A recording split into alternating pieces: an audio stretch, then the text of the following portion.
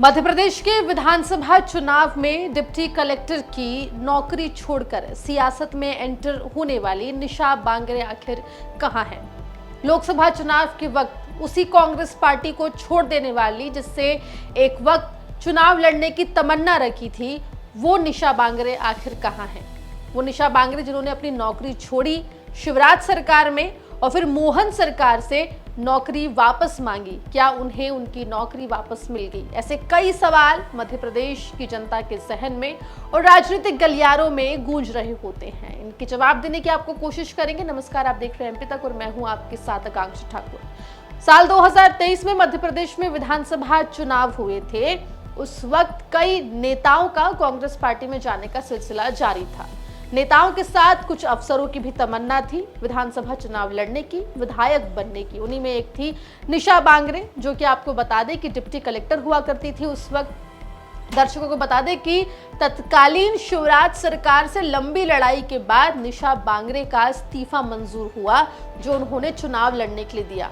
माना यह जा रहा था कि निशा बांगरे बैतूल की आमला विधानसभा सीट से चुनाव लड़ना चाहती थी। उनका इस्तीफा मंजूर होता है। छिंदवाड़ा में कमलनाथ की सभा में यह ऐलान होता है कि निशा बांगरे कांग्रेस में शामिल होगी, लेकिन इसके साथ ही कमलनाथ ये भी ऐलान कर देते हैं कि निशा बांगरे चुनाव नहीं लड़ेंगी। खैर, बात आई गई हो गई। विधानसभा चुनाव के नतीजे आए। निशा बांगरे ने हालांकि मध्य प्रदेश में कांग्रेस का खूब प्रचार करा, लेकिन फल नहीं मिला, क्योंकि मध्य प्रदेश कांग्रेस जो है वो बुरी हार का सामना करती हुई पाई गई और प्रचंड बहुमत के साथ बीजेपी की वापसी हो गई सत्ता में। अब आते हैं 2024 के लोकसभा चुनाव में। आपको बता दें कि उसी छिंदवाड़ा की जमीन पर जहां पर निशा बांगरे कांग्रेस में शामिल हुई थी, वहीं पर एक प्रेस कॉन्फ्रेंस करती हैं और कांग्रेस से इस्तीफा दे देती हैं। साथ ही कमलनाथ और मध्य प्रदेश कांग्रेस के दिग्गजों के ऊपर आरोप लगाती है कि उनके पास छल, कपट और धोखा किया गया है। इतना ही नहीं, निशा बांगरे ने मध्य प्रदेश में मोहन सरकार से अपील भी की कि उनको उनकी नौकरी वापस दी जाए।